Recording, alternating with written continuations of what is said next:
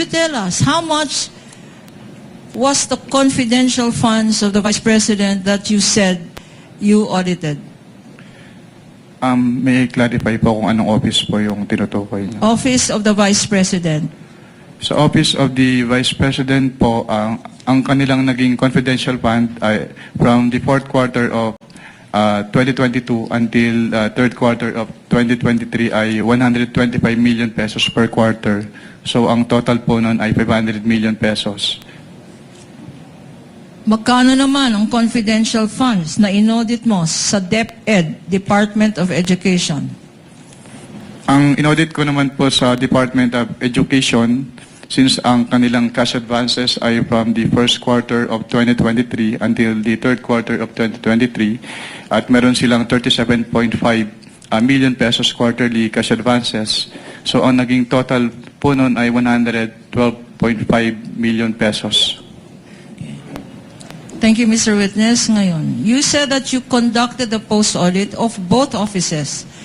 Pag nagko-conduct ng post-audit, ano ang rini-require na documents para sa confidential funds? Ang nire-require po namin na documents ay yung mga requirements as provided under the Joint Circular 2015-01 o yung mga tinatawag na liquidation documents po.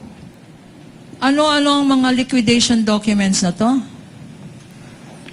Based on the joint circular po, yung mga liquidation documents na yun ay yung kanilang liquidation reports, yung disbursement voucher na ginamit nila, yung land bank checks, yung obligation request, yung kanilang physical and financial plan, yung kanilang accomplishment reports po, and yung proof of submission noon to the Office of the President, the Senate President, and the Speaker of the House, yung certification of the accountable officers on the utilization of the confidential fund, yung designation po ng special disbursing officer kapag hindi si head of agency yung magiging disbursing officer, yung fidelity bond ng accountable officers, at yung kanilang specimen signatures po.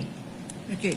Your Honor, please, these liquidation documents submitted by the Office of the Vice President and the DepEd are among the stipulated documents of the counsel for the respondent, Your Honor. But for easy reference, may we also ask permission to flash them on the screen for the better appreciation of the senator judges. And Counsel, may I ask, I'm sorry. Please proceed. And may I ask Attorney Peña to please show these documents to our witness for purposes of comparison. Assisting counsel may approach the witness. Likewise, the respondent, assisting counsel for the respondent. Thank you. If they so wish, this is for the information of the senator judges, given that the documents stipulated earlier were merely enumerated so that the senator judges may be appraised of the documents that have already been admitted to and stipulated to by both parties. Counsel may proceed. Thank you, Your Honor. Since stipulated, there's no need really to compare. But I am showing now to you, and this is being flashed on the screen with the kind permission of presiding judge, a copy of a fiscal financial plan approved on December 13, 2022, marked as Exhibit P-1-14 for the prosecution. And likewise, for the record, on the part of the defense, marked as D-1-23-OVP. That's Yes, correct, sir. Your Honor. Yes, Your Honor. Will the witness please respond? Okay. Sa bottom portion, can we look? Sa bottom portion,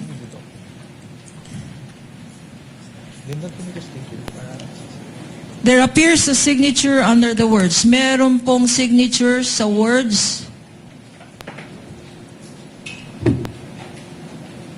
Approved by. There. Anong ibig sabihin ng approved by?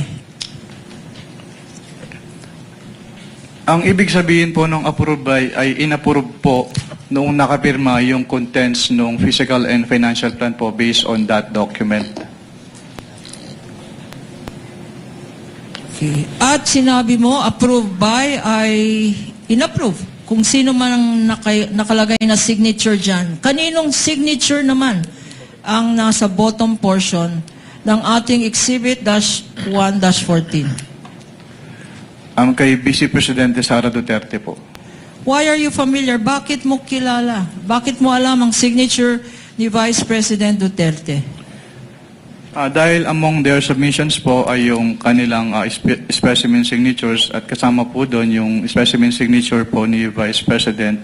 At yung kanyang pirma po doon sa specimen signature submitted ay kaparehas po ng pirma niya dito sa Physical and Financial Plan na ito.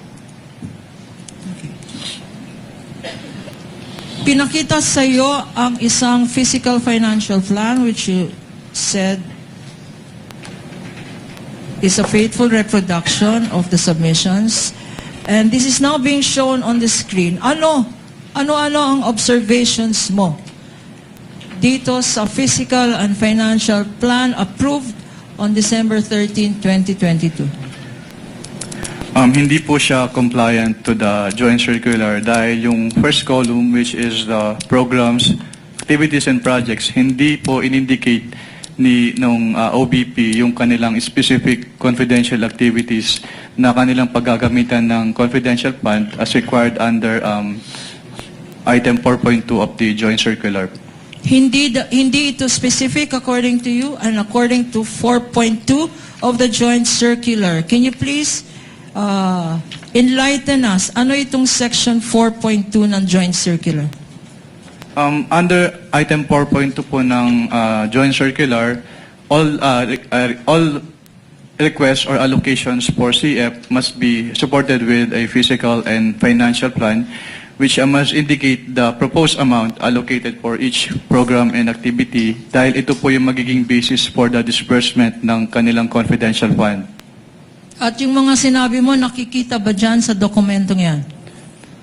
Wala, based po on this submitted physical and financial plan, hindi po nakikita rito yung kanilang specific confidential activities na kanilang pagbabasihan sa kanilang disbursement.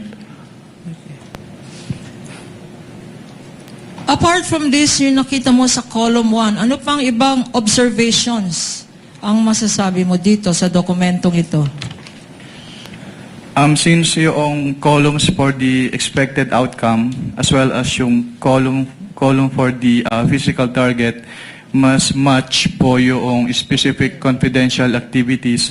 So hindi rin po nakamatch or hindi rin compliant yung columns po as mentioned. At bakit? Why do you say na hindi compliant na rin to sa joint circular? Dahil po since hindi naman in-indicate po dito ni Office of the Vice President yung kanilang specific confidential activities, so hindi po na-match based on the information as presented po sa document na ito, yung laman ng expected outcome at yung physical target doon sa kanilang specific confidential activities.